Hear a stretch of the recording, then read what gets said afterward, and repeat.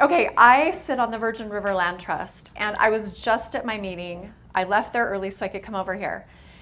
They pulled some stuff out of the archives, dusted it off, and I'd never seen this archive stuff, so they pulled out this book, and it was a newsletter that they used to do, the Land Trust used to do.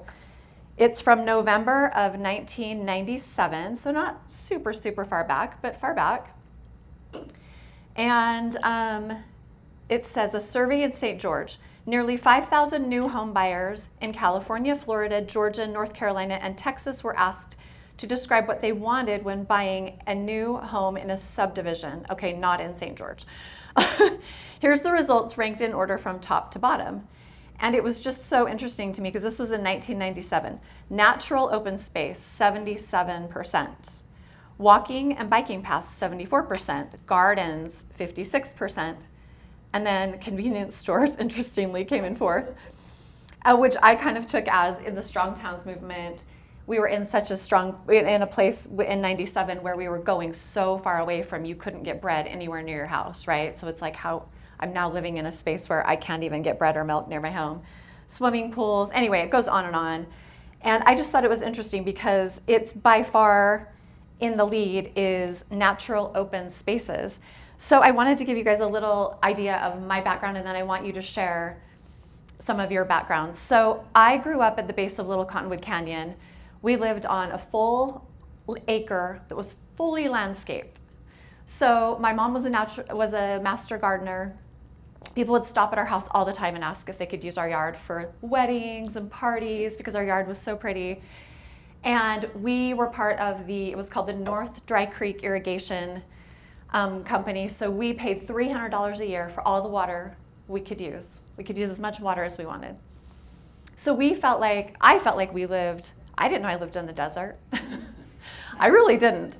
And I felt like we could just grow whatever we wanted and that it was totally healthy for us to live in urban sprawl because I didn't know any different, and it was extremely comfortable and beautiful, and I loved it. I see Joey in the back.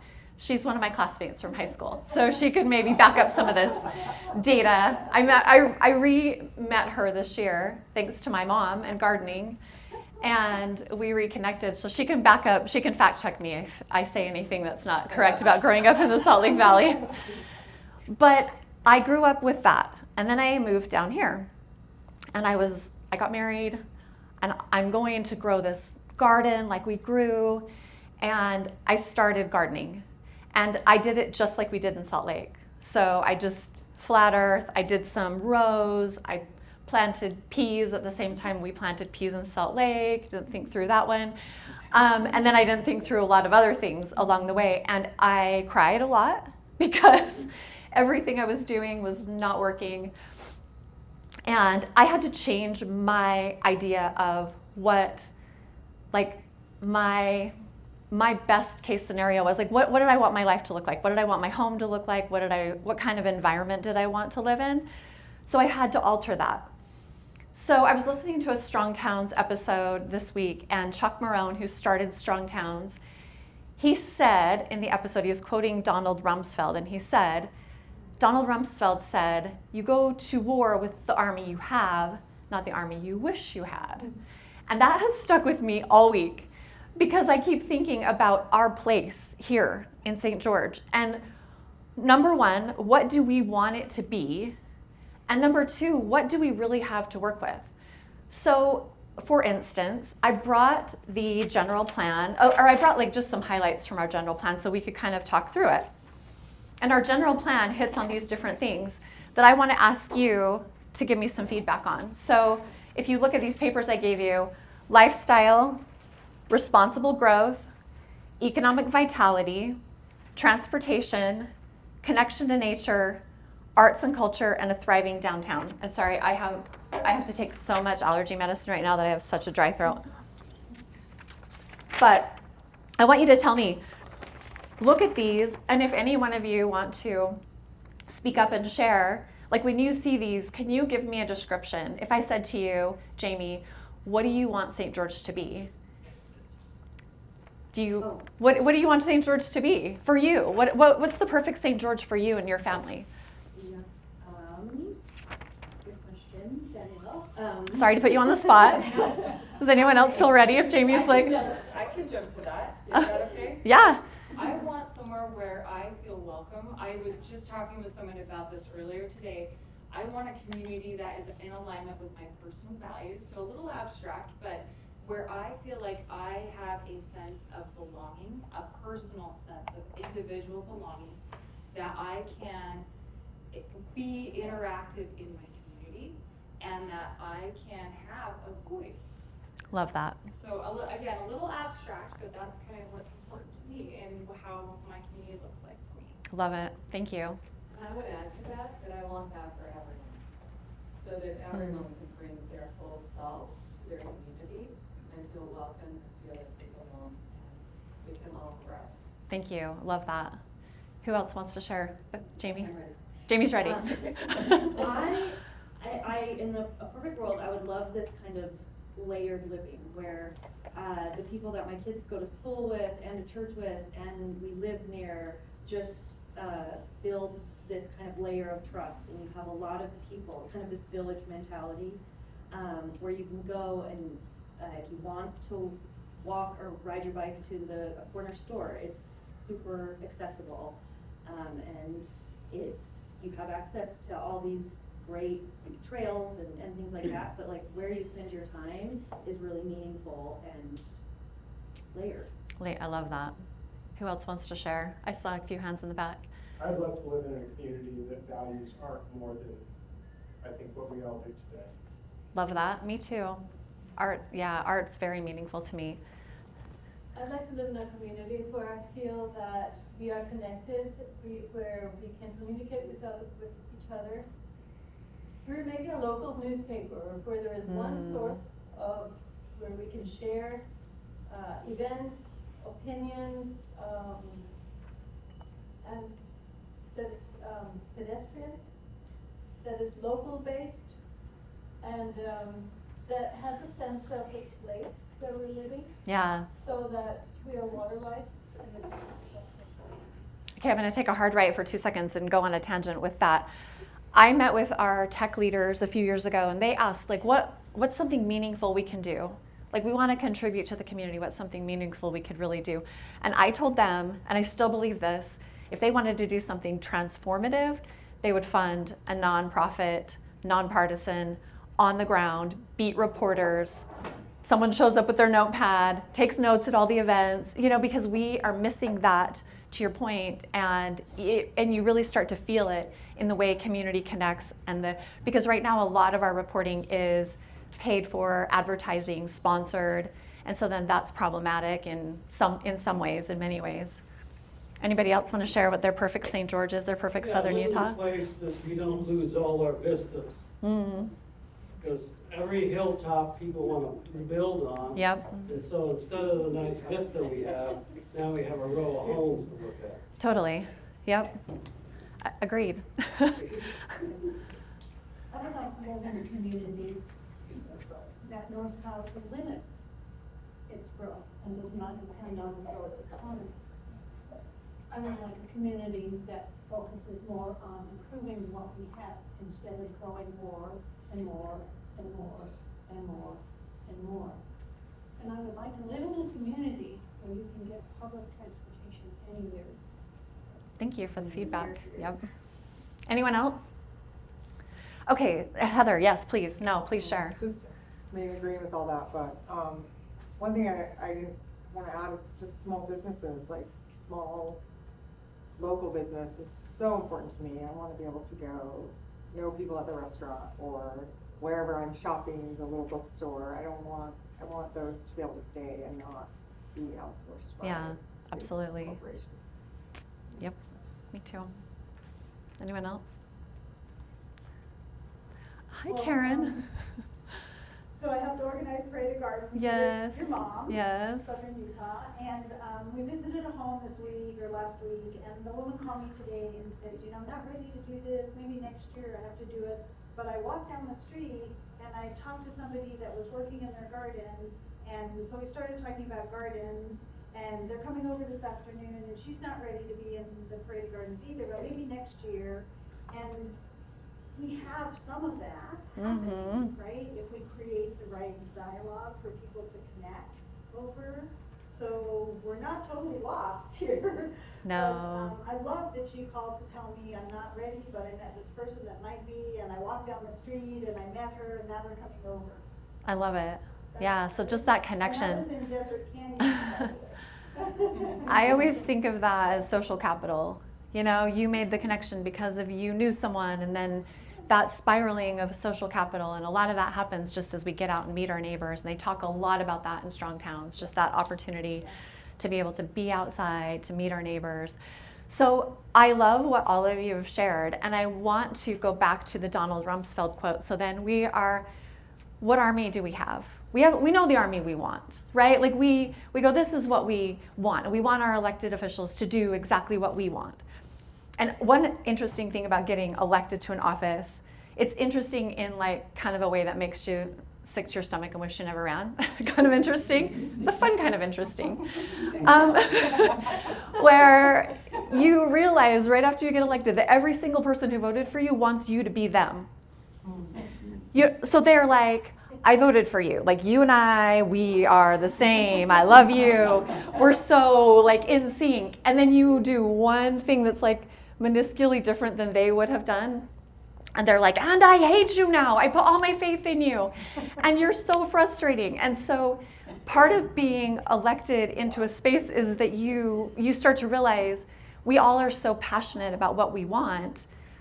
But at the end of the day, we do want people to run who are in line with us for the most part. None of us are exactly in line, but for the most part have like the same kind of, I would say, core values.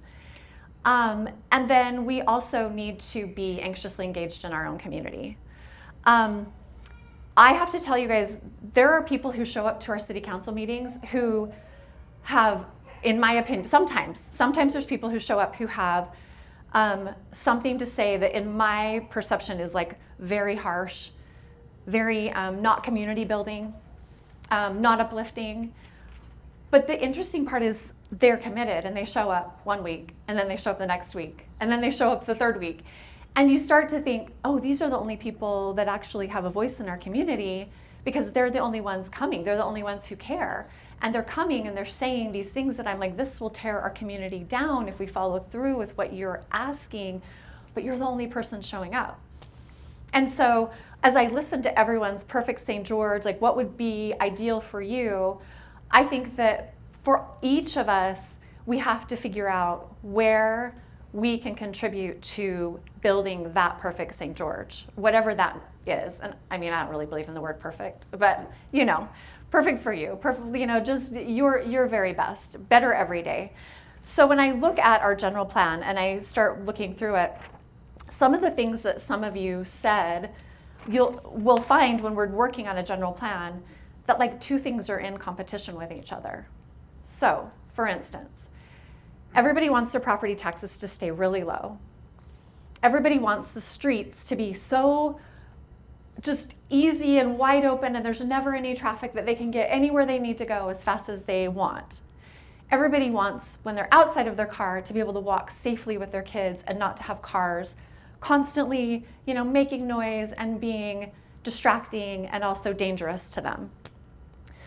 Everybody wants to live on a sprawling acreage like I did growing up, but then we also want there to be with ample plants and, you know, ample space. Nobody was looking in our windows, but then everybody also wants for there to be enough water. And sometimes, not always, but sometimes these things, they come into competition with each other. Everybody wants their kids to have a place to live, but they want us to stop growing, you know? But what about my grandkid? He can't afford a place here, but if we stop the growth, then all of a sudden my house that's already overpriced is doubly overpriced overnight. It's this constant, like, how do we balance these things so that we come to a happy medium where we all get to live in a place that stays lovely, where we do protect open space, where we do have affordable housing, where we do have safe roads, where we have alternate modes of transportation. I would love for our bus system to be fantastic. I'd love for us to have a train. But I'd love for us to have a little trolley downtown that's free, that runs back and forth and you can jump on and jump off. Like, I have so many things I would love to see. But constantly on the council, I'm working with other council members. I'm working with the army I have to create the very best that we can get. But what I would say to you as community members, the thing that helps us the most, or the thing that helps me the most, is when community members are engaged. So I brought this mountain of books because this is what got me engaged. So I think maybe Judith might be the only other person in the room who has her nightstand looks like this, but maybe Tom. Maybe there's a lot of you and I just don't know. We haven't had the conversation yet, but these are Walkable City, fantastic book. This love letter to suburbia, it's not saying she loves suburbia. It's saying we all love suburbia, but like, what does suburbia really mean and how does it affect our communities? And this was written by a young woman who lives in Provo, Utah, so it's actually quite interesting. Arbitrary Lines is about zoning and why did we come up with zoning in the first place? There was a racial element to it. There was a control element to it. Is zoning still serving us? We all feel like zoning's serving us when we want to exclude somebody, right? When we're kind of like, I don't want those people living in my neighborhood, so keep my zone the same. It's complicated, right? It's very complicated. But also zoning does serve us well in some ways. Like, that's what helps us protect open space. So it's really complex. Confessions of a Recovering Engineer is a book about designing streets that are not safe, because we do. We've designed our streets with speed as the number one goal as opposed to safety. So that one's good. Happy City, Judith has been working, she's been doing a book club, right? You did? With that, it's a fantastic book. This is his other book called The Emotional Infrastructure of Place, written by the same guy, I think. Is that the same guy that wrote Happy City? I haven't read the other one. Peter? I can't remember if he wrote this one or not. Different author. Anyway, the high cost of free parking. Have you ever thought about that? I mean, we have this expectation that we just get to park for free when we go to Kmart. And you think about the land mass that they're covering with non-permeable asphalt that raises our heat index. It's actually really crazy, but we just do it because we're used to it. And we are mad when there's not a parking space. For the Love of Cities is another one. This is just the original Strong Towns book that introduces you to his concepts. Escaping the Housing Trap, he talks about how we've locked ourselves into a housing trap because when our domiciles went from being a place to protect us to an investment, then we created this imbalance and our whole economy is built on it. So I bring those to share because I feel like if we don't know, we're actually battling ourselves. So like often people will come to City Council and they'll say, I want my property taxes to stay low and I want you to widen the street in front of my house because I want it to be safer. And I'm like, okay, if we start widening all the streets, the only option, we'll have to raise your property taxes because streets are only paid for at 50% by gas tax. And gas tax isn't even being collected at the amount that it was. So now streets are being paid for even less by user tax. So the general funds, the general taxes are paying for streets. And we want our taxes to stay low, but then we want to keep widening the streets. And then actually we know that that induces demand, but we need streets. So how do we strike that balance? I mean, I have an HVAC company. We have a whole fleet of trucks that need to be able to get to people's houses to fix their air conditioners. And our employees need to be able to get to work. So how do we balance a system where my employees can get to your house to fix your air conditioner, but we haven't built so many streets that we can't afford to keep up with them. We can't afford the infrastructure, and we've actually made a more dangerous city than we desire to live in. So I'm trying to present to you like the conundrum that we're always in, but I feel like the way that we come out of it is by educating ourselves. What do we really want?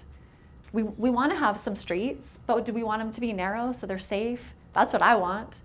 I want what the city calls complete streets. So when we put in a street, we don't just say who's going to drive on it and how fast are they going to drive. We say, what are all the uses? Where's the bus going to go? Where's the walker going to go? Where's the kid in the stroller going to go? Where's the bicycle going to go?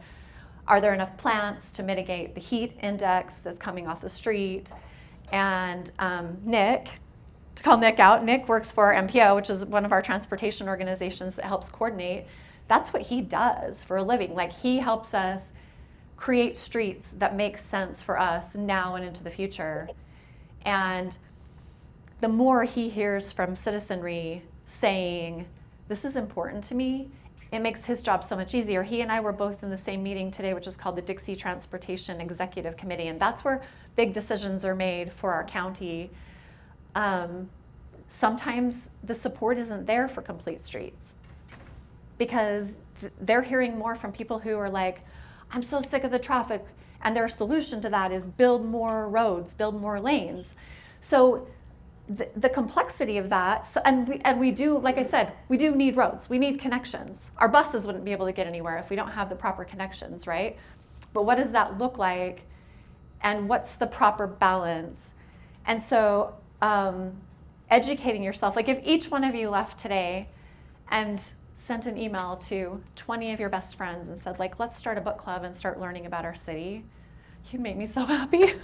I'd be so happy. Oh my gosh. Because I can't do it alone. I'm just me, and I'm not that great.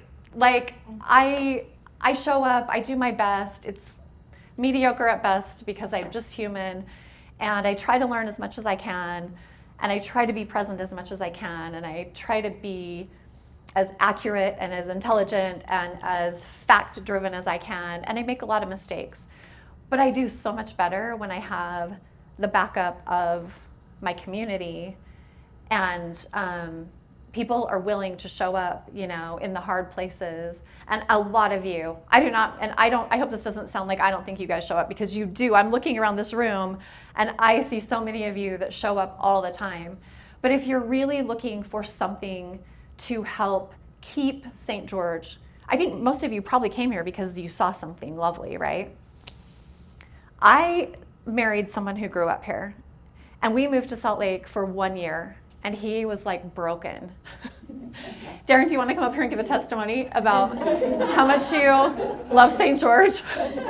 Because he can do it really easy, because he loves it here so much. He was like, I gotta go back. I don't know if you're coming. If you're coming, great, but I'm headed back to St. George. I can't do it. Like one winter in Salt Lake, and he was done, because it's so beautiful here.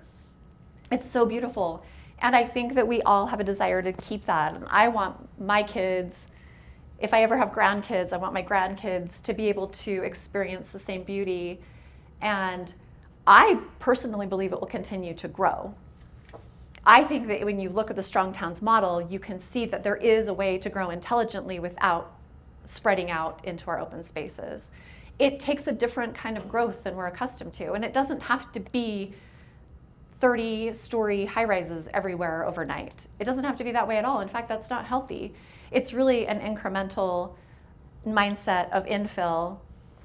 Like, this is a crazy thought, and maybe I'll blow your minds and you'll be like, she's crazy, we got to get her off City Council, which my husband will be like, yes, she should be done. He's so tired of me being on City Council. So this concept of, like, if we did an overlay zone over the entire city, if every single already, like, developed property had the right to build just one density deeper. So we basically did this a few years ago, and you just didn't know it. We basically came over the whole city and said, everybody can build. In the whole city, you can build an accessory dwelling unit. And we did it kind of quietly. And I was like, we should get loud about this. But then politically, it was like, no, don't get loud about it. Because people, they're all of a sudden, you know, how words are weird. And it was like, no, people are, you know, being weird about it, so don't say anything. And I'm like, we should be shouting this from the rooftops, because it's an easy win. If you own a home and you're sitting on a big property and you want to put a little house at the back, it's simple. It doesn't negatively affect your neighborhood. It creates a rental for somebody who needs housing. I mean, it's just a simple win. But it feels different for all of us, you know, because maybe if we grew up like me on an acre that was fully developed and nobody could be close to us, having somebody within a half acre feels threatening. And so changing our mindset to be okay with our neighbor building something that's like, oh, my neighbor's going to have a rental in his backyard. A lot of you might want to tell me, you might be thinking right now, like, I actually don't want that. I don't want my neighbor to have a rental in the backyard. But it's one of those compromise things that helps us to grow in an intelligent way and allow people to stay here who want to stay here. It keeps our economy strong. And here's another, like, we have to work with the Army. We have an economy that's built on construction. Should we be changing that? Yes. But should we change it overnight? Probably not. Like, we should probably change it gradually. So I don't really believe in anything coming to, like, I've had a lot of people say, like, there should just be a moratorium on growth. I personally don't believe in that. I don't believe in an overnight moratorium on growth. Like, I think that things have to be gradual. I think we make the best decisions when we really think them out and we gradually implement them and we vet them and then we adjust as needed. So that's kind of the direction that I wanted to go with our conversation tonight, is just like, how can we all pitch in? Is there anything that you guys, like, do you want to ask questions? Do you have anything specific that you want to talk to me about? Yeah. Hi, Tom. Let's hear it. In the beginning, when you were asking people what, I almost popped up with this idea. How can we get, this is what you're talking about now, how can we get good engagement? General, broad-based engagement on the direction we should go. I wasn't here, I guess you probably weren't either when Vision Dixie was built. No, but I have actually a copy of it right here. I couldn't find it online, so I brought a little printed copy. It's really hard to find. The Vision now. Dixie, it's been Yeah. hiding now. And then Yeah. I've gone through it several times since I've been here, and I thought it was really good. And I thought the process was really good too. I have the impression anyway, there was huge engagement in the community. Leadership also, but just citizens engaged. And it didn't get formally implemented. Parts got implemented here and there, but there was no implementation plan Right. as part of it. And there was no commitment to, okay, we get all this engagement from the whole community, and experts help boil it down and set a direction. Really good, but then, okay, we're done. There's no funding either. Really? Yeah, exactly. Unfunded mandate, right? Like, okay, I'm gonna give you an example of something else that I just learned about the other day that's exactly the same as this. So we have this art meeting, and a guy stands up and he was like, why hasn't downtown St. George been turned into an art district and been funded and all these things? We were gonna build these 4 different buildings, and he's listing off all this stuff. And they had done this community engagement in the early 2000s. They brought all these people in, asked what they wanted, collected all this data, got all this great feedback from the community, wrote up a document, had a document produced, and then it disappeared. And he was angry. Heather was there, the guy who was so mad about the art stuff not being implemented. Mm-hmm. He's like, why didn't it happen? You guys just let it fall apart. Where is it? Where's the document? Where's the stuff we created? And I totally understood why he was frustrated, because he had spent all this time, working really hard to find community, to get community input, to do what his city said they wanted. They'd created a document, and then I think everybody went home and was like, we're done. And that's where the problem lies. I've noticed it in government over and over and over, is we engage. Vision Dixie is the perfect example of it. I mean, Mayor Rosenberg, I was talking to him about it the other day. He's the mayor in Santa Clara, and he said he was really involved in it. He's like, it was an intense process. He said, and we did an excellent job reaching out to the community. It's a really fantastic document. And then it was just a document, because there was no funding, there was no mandate, there was no, like, if we create this, are the communities going to adopt it? And then there was just no follow through. It was like, okay, so what's this gonna look like on the ground? We created the document, how do we now implement this? And that's where we get stuck. And so to your question, like, how do you engage? I think that means community follow through. So groups like the Virgin River Land Trust that I sit on, this group, Conserve Southwest Utah, I'm sure there's many other groups represented in this room who, when you are part of those document, gathering sessions, and you're saying like, what are we going to do once we create the document? Right now we're creating a document for trail etiquette. And I keep saying, what's this going to look like on the ground? Like, how are we going to fund it? Who's going to help with it? Are people, are we actually doing something that people are going to pay attention to? If we just connect more signs that say be nice on the trail, people will notice them once or twice, and then they'll just be another sign on the bank of signs, right? Like, what are we doing that will actually help people on e-bikes to not go 50 on the trail, and to keep people safe? So the follow through is, it goes, for me at least, this is my only answer that makes sense, and maybe it just seems weak, but I notice it all the time. The people when people show up and they harp on us, when they email us, I'm wondering where Vision Dixie is. Where is it going? Where's it going? They get some feedback, and we'll, within our council, within our leadership team, it's like, okay, what are we doing with this? We have a few people here from the city tonight. Like, they can tell you when someone calls and is like, what are you doing with, this thing in this park? Why is this a mess? We don't ignore it. We look into it. So I think that kind of organized follow through, I've seen it work in negative ways. I mean, someone mounted a sticky note campaign during my last campaign, and it was organized and it was thorough, and they did a good job, and it worked. Like, I went into the campaign in the primary election, I was in first place, and I barely came out of the general election in third place because they did a good job. I mean, they were not telling the truth, but it didn't really matter. And they were thorough, and they followed through, and they kept being very, precise. Like, every single day they would hit, and it worked. Hi, David. Hi, thank you for being here tonight. Thank you. Thank you, Judith, for organizing this, all of you. You mentioned something earlier that I wanted to ask you a little bit about when you talked about construction being such a major component of our economic profile here.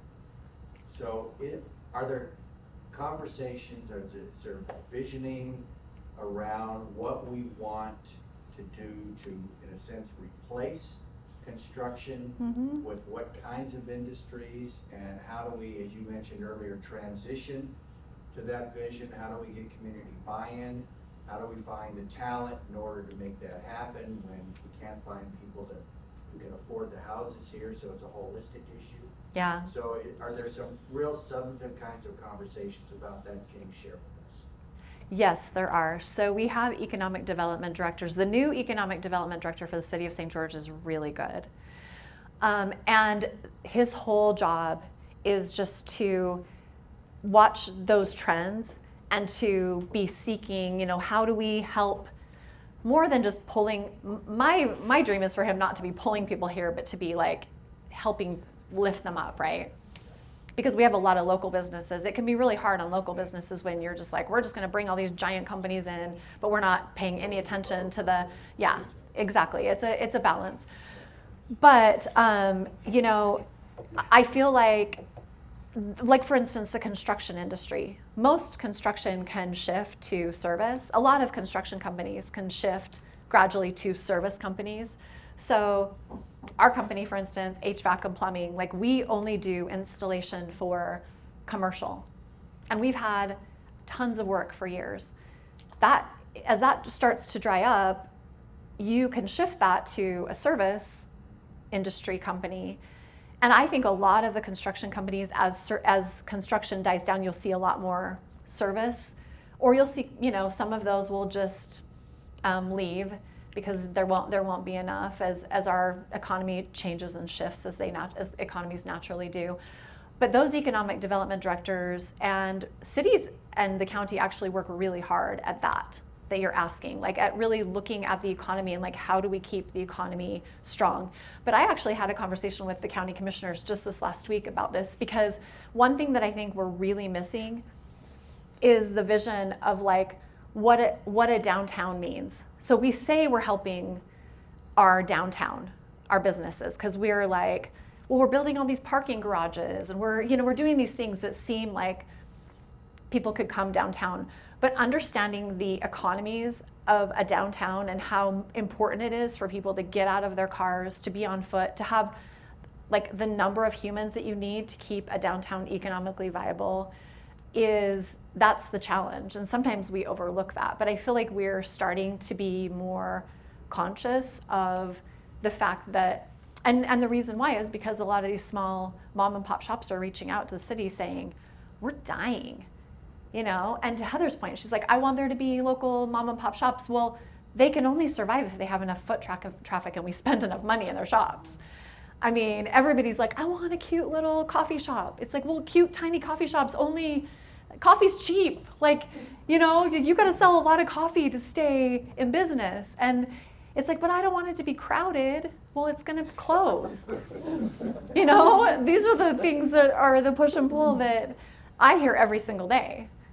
It's like, I want Main Street to thrive, but I also want to be able to park right in front of the store that I'm going to. Okay, well then Main Street's not going to thrive. I'm just telling you, like, it won't thrive, because if the parking is your thing, go to the big box store. That's what we've created with big box stores, and it's a whole different ecosystem. So that's a great question though, David. One on transportation. Okay, what's your name? Jerry. Hi, Jerry. Sorry, I couldn't see that far. Seems like there is no mass transit. Seems like St. George has 4 60-passenger vans. They're always parked up there by the golf course. And wouldn't it be useful to have like 10 or 15 passenger vans taking routes to these smaller groups like Bloomington Hills, Sun River, these other little smaller communities, have a 15-passenger van go through them like every half hour or an hour. Yep. Drop them where they can get on the 60-passenger vans and then go downtown or to big box stores or wherever these 60-passenger vans go other than the golf course. It seems so easy. It's so easy. I know it does. It seems so easy on paper. 60-passenger buses and buy 10 or 15. I'm totally with you. I would love to see our transit expanded. And the thing that we're looking at right now is we haven't done an assessment on transit in 10 years. So like we haven't even looked to see, is the transit that we're using working? And a lot of that, it always comes down to money. That's just the reality. It's like, and it's a build it and they will, it's a build it and they will come thing, right? So this is where I argue all the time with my council, because I believe in transit and I think it's incredibly important, because I don't want us to end up in traffic gridlock, and we will. If the only thing we have is cars, there's no other option. We'll end up with traffic gridlock. So I'm like, I believe in transit. But a lot of people view it as, well, I saw the bus and nobody's on it. Well, okay, nobody's riding the bus because the bus isn't convenient. And why isn't the bus convenient? Well, because we haven't done a study and we just put a bunch of buses out there and they're doing the same loop they've been doing for 10 years and we've never assessed if that loop actually works. And so we're looking at, like, I want to reassure you that we're looking at that, and I also want to make you nervous that we're not looking at it hard enough. Like, we're looking at it, but me getting emails from you saying, look at it harder, and everybody else on my council getting emails saying, this matters to me, look at it better and harder and faster, it helps. Because I feel like a broken record when I'm at council and I'm saying, you guys, transit matters, people want transit, and they're saying, nobody's using transit, get on the bus, there's nobody on the bus. And so it's this like self-fulfilling prophecy, nobody's riding the bus because the bus is inconvenient and nobody wants to pay for the bus. Anyway, so that's the thing that we're stuck in. But I'm not hopeless about it. I just feel like it's necessary. Part of the city planning for He does for the whole like 5 counties. So don't take him down. He's not your guy. He's not your guy to tackle tonight. Can I piggyback off of what you just said? Yes. I want to speak to that, because this is what Strong Towns is all about, is to have these kinds of conversations and Yep. be able to walk away feeling like we can do something. And you touched on a couple of things that I think are really critical, especially with why we're here today. And one of those is, okay, so we do say, I walk my neighborhood and I would love to be able to hop on a bus. From where? Where would you want that bus stop? And where are you going? These are the kinds of things that if we start giving that information to City Council, now you've got something to work with. That's right. Because she doesn't have that. And if there isn't a situation assessment being done, what a great opportunity for us to give feedback. This is like prime material right there. If there isn't anything to compete with, well, there's no plan. Let's make one. And this is where we start having those conversations in your neighborhood. Talk with your neighbors. And whoever has this, you know, like, I'd love to do transit. How would that work? What would it look like? Write it down, send an email. So that's one of the talking points. And I know there's people who have lots of questions. We will be here for a little bit after to have more discussion. Yeah, what time do you need me to hurry? So we'll wrap up in a few minutes. Okay. And then, questions, and I didn't however, wanna- we'll be here, and I don't know how much time you have, Danielle, but we'll be here until 6:30, so we can, Okay. we can continue the Okay. conversation. I want to share a story so we were in that DTEC meeting that I was telling you about today, and the mayor of Hurricane, she's sitting next to me, and we're talking about feasibility for people to be able, one of the guys who presented, actually that's what he does for a living for the MPO, is he helps people find buses or ways to the hospital, or things transportation spaces that people are missing. But it's really a broken system, right? Like, I mean, if you don't know how to get a hold of him, it's really challenging. So the mayor of Hurricane, she speaks up and she says, I got a call recently. There's a blind woman who lives in my city. Her husband has to go to work. She goes to work too, but she rides the bus to work. So he drops her off, and she's telling us the bus stop along their state street. He drops her off at the bus stop. She has to sit there for an hour and wait for the bus, and then get on the bus to ride into St. George. Well, it starts raining a few weeks ago after he drops her off. So she goes into the hotel, and they tell her she has to leave because she's loitering. And she says, I never knew that there wasn't a bench. I never knew there wasn't a shade structure at our bus stop. She's like, I never even thought about it until someone called me and said, this poor blind woman is standing out in the rain waiting for the bus. The hotel won't let her stand inside.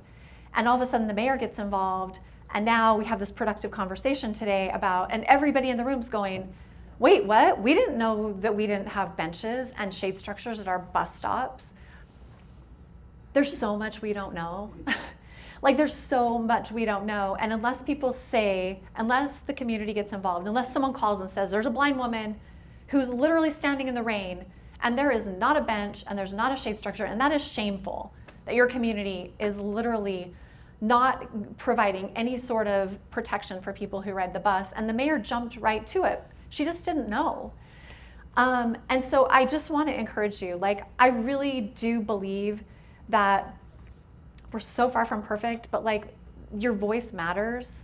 And I know so often it feels like it doesn't. I mean, I get hesitant, I'll think, I should email somebody about such and such. And then I always, well, they probably don't want to hear from me. And I get hesitant, but I just want to tell you, it works. If you want to get something done, like, get a little pushy, get a little loud, and it works.